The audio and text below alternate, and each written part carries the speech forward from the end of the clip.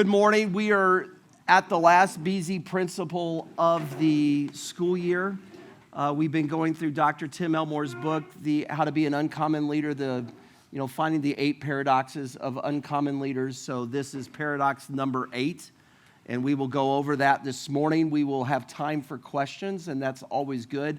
Next year, our book is The 7 Habits of Highly Effective Leaders.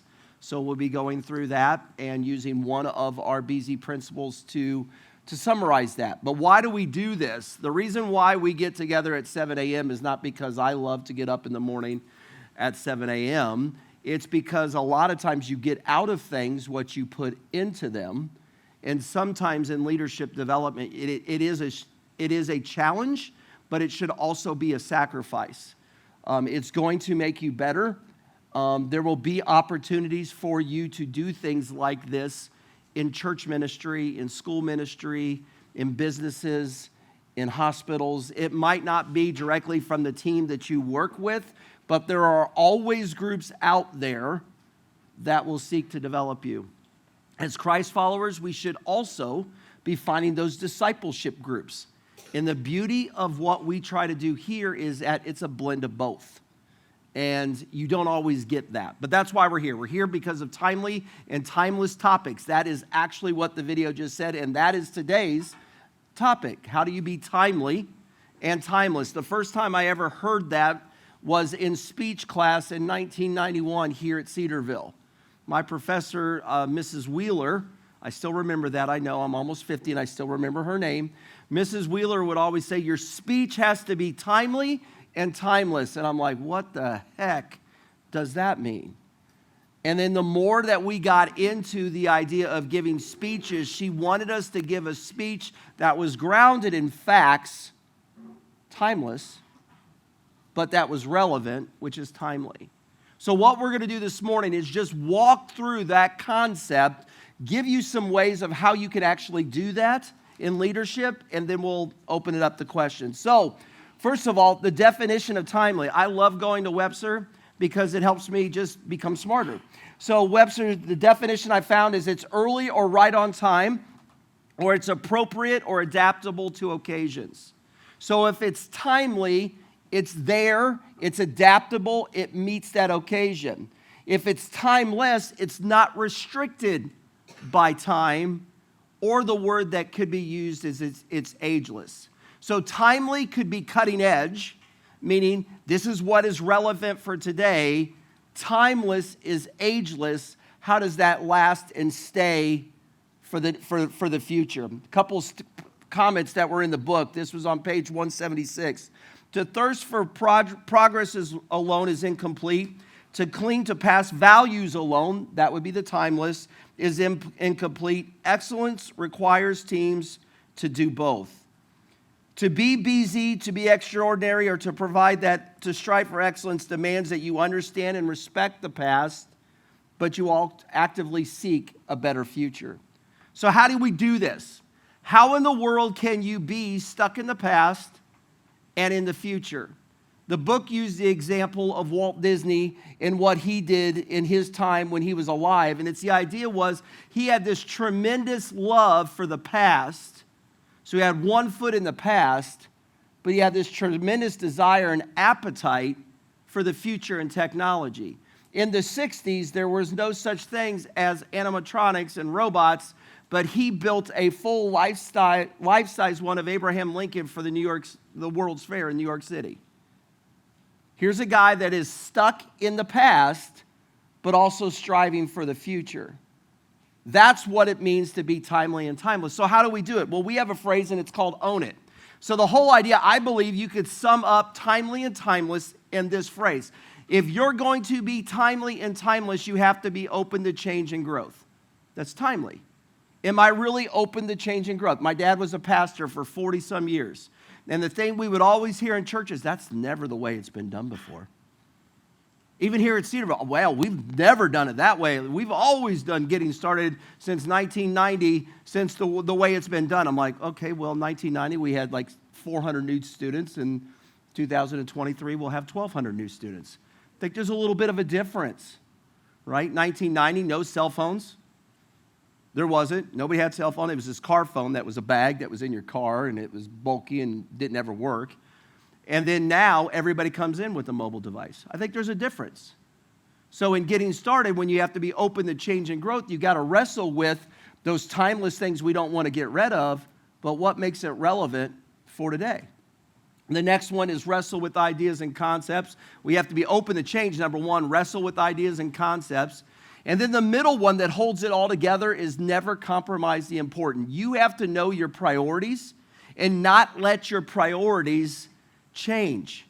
Meaning, what are those absolutes in your priorities? Those things that should never change. So the absolutes at getting started is we want to make sure it's still a Cedarville family. So that's one of the reasons why we get out there with pool noodles and we go a little bit crazy, because it's like we're welcoming a brother home who's just been gone on deployment for 6 months. That's the goal of it. That's the timeless thing of it. The timely thing of it is like, hey, when I was a student here in the 90s, we had to walk through the gym without air conditioning and stand in lines for hours to go through getting started. Now, you drive up. I blame Braden. You drive up in your car and you everything is handled from right there. And then also, your RA gets a text. Your sting leaders get a text. That is because we are with technology, we're able to innovate, but still remain timeless. So you have to remember what's important. The I is involving others. You can't be timely and timeless if you try to do it alone. If you try to do it alone, you will get stuck in the mud because it's the easiest thing to do, to keep doing things the same way over and over again. But when you realize what you do, when you realize what you preach, when you realize what you set up, when you realize that phone call that you take, there's somebody else on the other end, or there's somebody else sitting in the audience, or there's somebody today that's going to experience, what's going to happen at All Access Day. It changes because you're realizing I'm involving others in this process. So it forces you to be like, what is relevant to them? But how do I still stay true?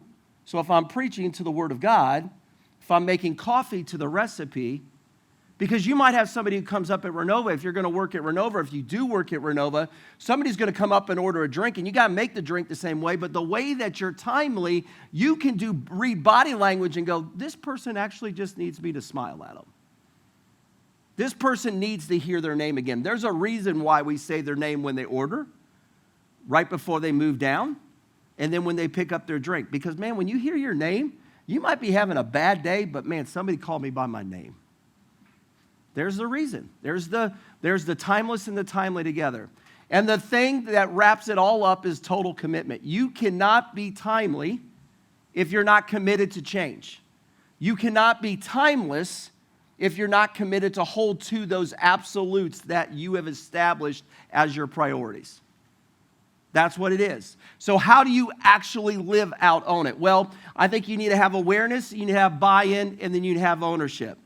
Awareness for timely. You got to know the what and the how of the organization. So if you're going to be timely for the organization, innovative, cutting edge, you got to know what the organization is all about. You got to know what the church is all about, what the hospital is all about, what the classroom is all about. And then you've got to know your methodology. So you got to know the what and the how. For timeless, you got to know the who and the why.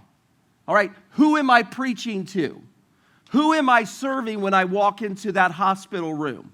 When you walk into that hospital room, I remember this when my dad was dying of cancer. When you walk into that, the nurse would walk into that hospital room, they weren't just serving my dad, they were serving my mom and our family. So you got to know the who. You got to know the why. Why am I doing what I'm doing? Because that's going to anchor you. That's that awareness. I got to be anchored, and I got to be looking to see what's next. Buy-in. That's kind of like you've got to just try. There are going to be, the reason why you don't try to be innovative is because you're afraid to fail. In the book, there was a great quote. Any success is because you've been able to adapt. Any failure is because you refused to adapt. They said it a lot better, but it's the idea if you fail, it's because you were unwilling to adapt. Any success, you were successful or your adaptation. That's what it is. We're afraid because we think if I can't be perfect, then what's going to happen is somebody's going to get mad at me. Guess what? You're going to set up chords wrong. There's going to be a microphone pop. That was me, not Braden. But you're going to be a microphone pop at like 7:05 in the morning. There's going to be things that don't go right with Renova when the grinders stop working. There's going to be things in the hospital when you become a nurse or a doctor. There's going to be things in the classroom. There's things in the business world in Washington, D.C. that will not go right. And if you're so afraid of always being right and always being perfect, you're going to miss the opportunity to try something, because through failure, you learn. You know, the whole idea that the best athletes, the best musicians, the best people that are in the performing arts are those ones that one day just didn't wake up and go, man, I'm really good at Shakespeare, so I'm just going to go do this play. No, they tried, and they probably failed. And they had a coach that kept preaching and pushing and pushing and pushing so that they could do that. So the buy-in part is you've got to be unwilling, or you've got to refuse to be afraid to fail.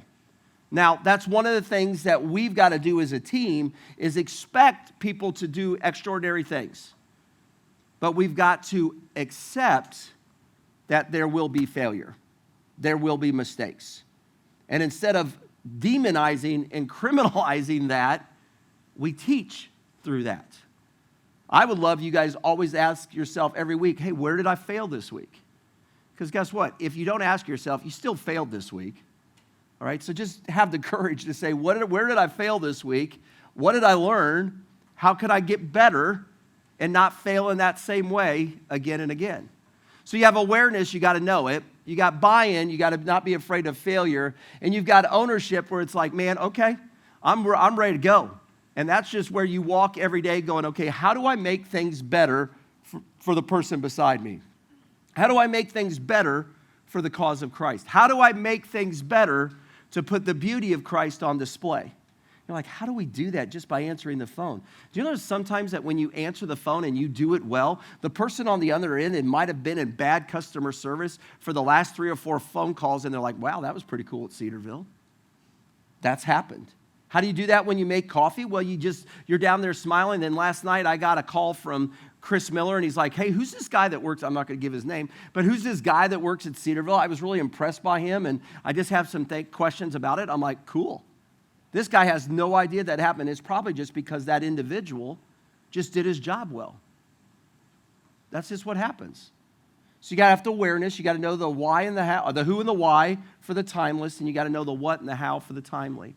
So that's really what timeless and timely is all about. And at the end of every chapter, if you've not been with us, Tim Elmore gives like a box with both of them so we can compare them. So if I'm timeless as a leader, I ensure that I don't get sidetracked. That's my anchor. That's when I was driving my dad's boat when I was a kid, that's the depth finder of my boat. I know that I'm not going to run the engine into a tree stump because I know what the depth finder says. If I'm timely, I ensure that I'm making progress. If I'm timeless, it maintains my moral compass. If I'm timely, I maintain my future focus. If I'm timeless, values remain central. There was a quote in the book that says our technology is increasing and improving and adapting so quickly, almost too quickly, that we can't civilize it. Think about that. That's really the issue with TikTok. It is so advanced. There's so many things that are happening with social media that we haven't taken the time to civilize it, going, wait a second, what are the values behind that technology? If I am timely, improvement remains central. That means we're not perfect. We always got to improve. If I'm timeless, it makes the team feel safe because they know what they can expect. If I'm timely, it makes the team feel relevant. We can be safe in this group, but if we're not making a difference and people are like, oh, that's just that group, then you're not relevant, and people want to be a part of a group that's relevant. If I'm timeless, it's a bridge to my past heritage. There have been people that have come before me. There are people that have come before you. When we remember what we have done and who we are and the foundations of our culture that we're based upon, it remembers the past. But if I'm timely, it's a bridge to hopeful future possibilities. So with timely and timeless, they really work well together. You can't be one or the other. Well, I'm just a timeless individual. Great. You're a timeless individual that should just basically be put in a museum and not be ever taught, but just be looked at. Well, I'm a timely individual. Great. You're an individual that changes every single day. I have no idea what to expect from you. You need both. You need both. So that's how you lead with being timely and timeless. It's not easy, but it's the only way to lead that will really change people's lives. And that's what it's all about.